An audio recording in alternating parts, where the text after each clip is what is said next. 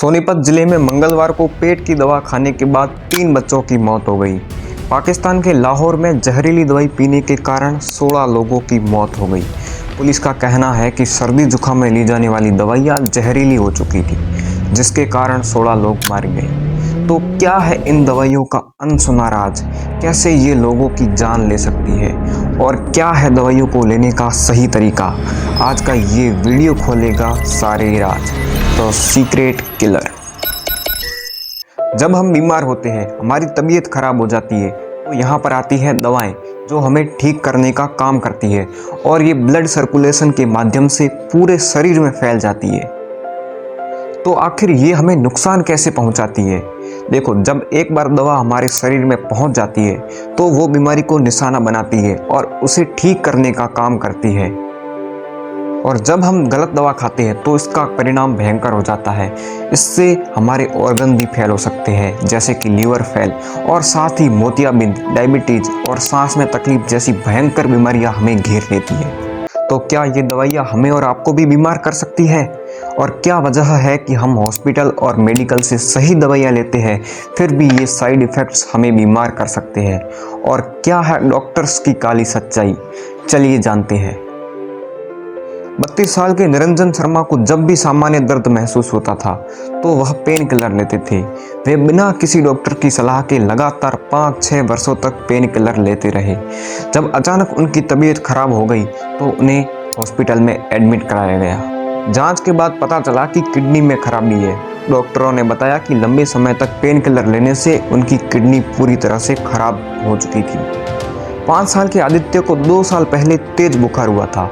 उसे डॉक्टर ने दवा लिखी और उसके पेरेंट्स उसे बिना डॉक्टर्स के पूछे हर बार उसे वही दवा दे देते थे। और एक बार आदित्य की तबीयत ज़्यादा खराब हो गई और बाद में उसे सही इलाज मिलने पर उसकी जान तो बच गई, लेकिन गलत दवाओं के इस्तेमाल से वह मासूम कई गंभीर बीमारियों का शिकार हो गया। और इन दोनों ने ही दवा की ओवरडोज ले ली थी।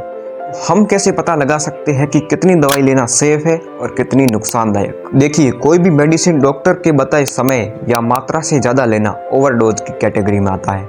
उदाहरण के तौर पर कोई दवा अगर 1 हफ्ते के लिए लिखी गई है तो उसे 1 हफ्ते बाद खाना बंद कर देना चाहिए। अगर हम उसको 2-3 दिन और ज़्यादा दिनों तक जारी रखते हैं उसे ओवरडोज की कैटेगरी में माना जाएगा। इसी तरह डॉक्टर जितनी मात्रा में दवाई लेने को बोले उससे ज़्यादा मात्रा में न ले। तो फिर अब आप बोलोगे हम कभी भी डॉक्टर की सलाह लिए बिना कोई भी दवाई नहीं ले सकते हैं? बिल्कुल, अगर आपके आसपास कोई बड़ा डॉक्टर ना हो तो आप किसी भी डॉक्टर से सलाह लेकर के दवाई को ले सकते हैं, लेकिन याद रखें कि उसकी एक्सपायरी डेट ज़रूर चेक करें। तो आमतौर पर मेडिसिन के साइड इफ़ेक्ट्स होने पर शरीर पर दाने निकल आते हैं और उसके अलावा आलस, सुस्ती, बेचैनी जैसे लक्षण को भी देखा जा सकता है।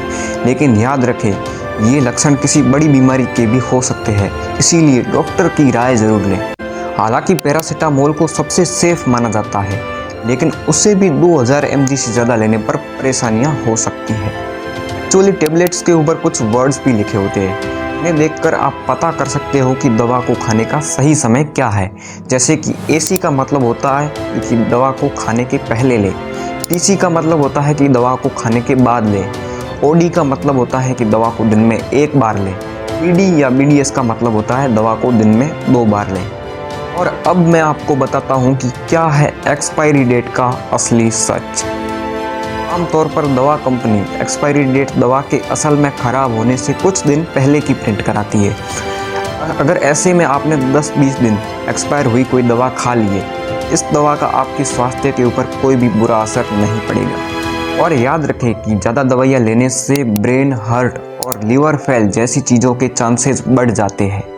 तो आखिर हम कैसे इन सब चीज़ों से बच सकते हैं और दवाइयों को अपने फ़ायदे के लिए यूज कर सकते हैं? तो इसका एक ही जवाब है, जब भी दवाई लें डॉक्टर की सलाह ज़रूर लें और साथ ही दवाई को सही मात्रा और सही समय पर लें। साथ ही अपनी लाइफस्टाइल को सुधारें, ज़्यादा स्पाइसी खाने से बचें और साफ़ सफाई का ध्यान ज़रूर रखें।